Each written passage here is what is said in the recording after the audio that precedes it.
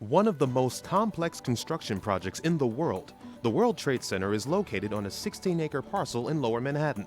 The Port Authority of New York and New Jersey is responsible for all of the public projects on the site, including one of the world's most significant memorials and museums, the third largest transportation hub in New York City, the largest office building in the United States, a world-class retail venue, a state-of-the-art vehicle security screening center, a restored street grid featuring 2 brand new city streets, and all of the critical infrastructure needed to support these projects. This video will give a tour of each of the major projects currently underway, giving viewers an unprecedented look at the tremendous progress made to date.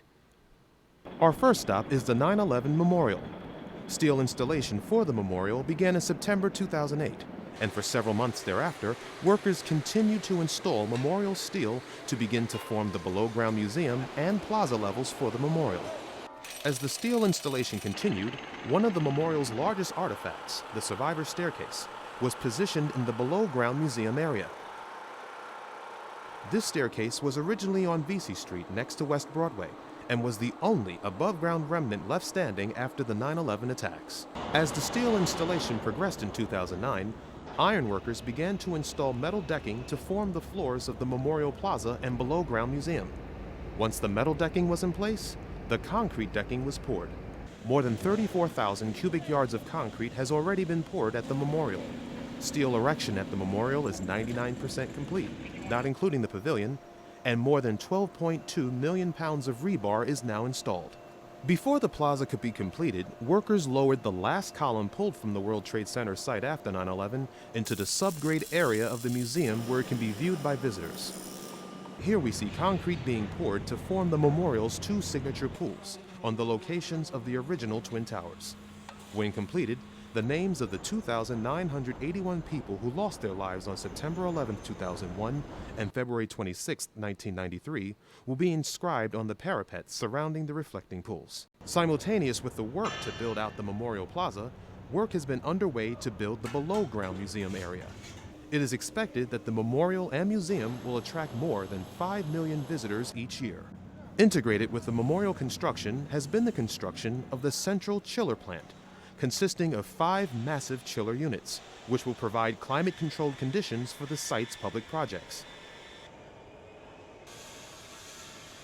Once the signature reflecting pools were fully formed, workers began to install hundreds of pieces of granite tile in the memorial's North Pool area.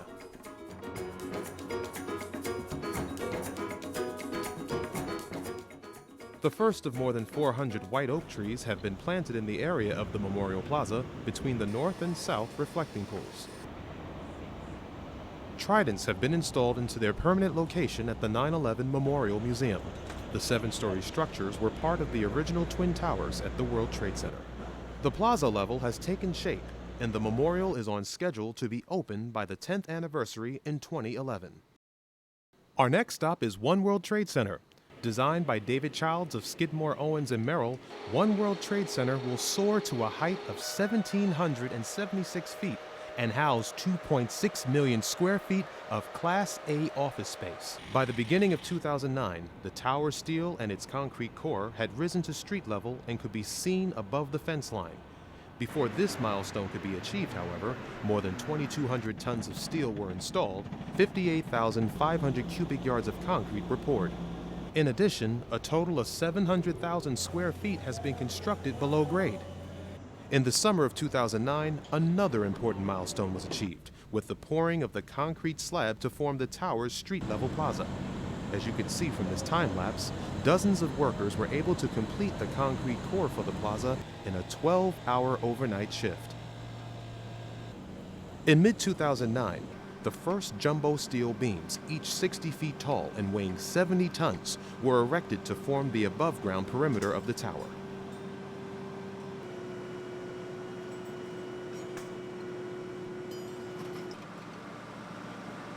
In this shot, you can clearly see One World Trade Center's core, which will house all of the building's life safety systems, safeguarded by measures that will become the new standard for high-rise construction.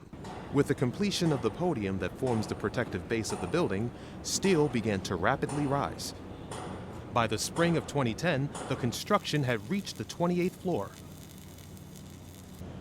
An innovative safety cocoon has been installed to protect workers and pedestrians from construction-related accidents. The cocoon will rise with the building until steel is topped off in 2012. Concrete is pumped from an underground plant adjacent to the building up to the floor where workers complete the task of forming each floor's slab. Tremendous progress has been made on One World Trade Center as seen in this time lapse.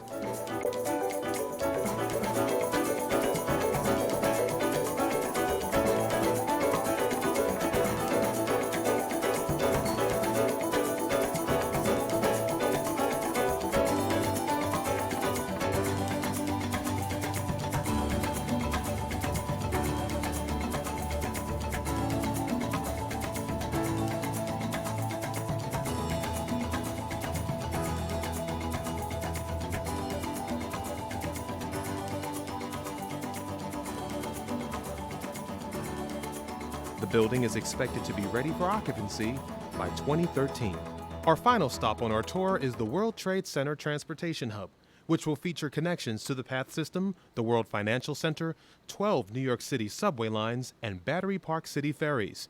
Designed by world-renowned architect Santiago Calatrava, the hub will feature the site's most distinctive structure. Work on the project began with the installation of 54 arches in the summer of 2008 that formed the hub connector, which will link with the World Financial Center. The arches needed to be installed early in the project to allow for the construction of Fulton Street above the passageway. Another piece of the hub connector project is the construction of an underground passageway under Route 9A, an extremely complicated task, given that the tunneling must be done while maintaining 6 lanes of traffic on the state highway above it. Workers have been busy digging the tunnel to a depth of 50 feet below street level and reinforcing the walls on either side of the connector. New York City Transit's #1 subway line runs through the heart of the World Trade Center construction site. In order to keep the line operating, a delicate and precise procedure was undertaken to prop up the tunnel carrying the line so that it appears to be floating in air. Small, nimble equipment, including bobcats, can then work underneath the tunnel to complete necessary excavation while trains carrying tens of thousands of passengers each day rumble past overhead. When completed, the hub connector will provide a seamless underground link from MTA's Fulton Street station through the World Trade Center Transportation Hub to the World Financial Center and Battery Park City. The hub is expected to serve more than 250,000 pedestrians each day.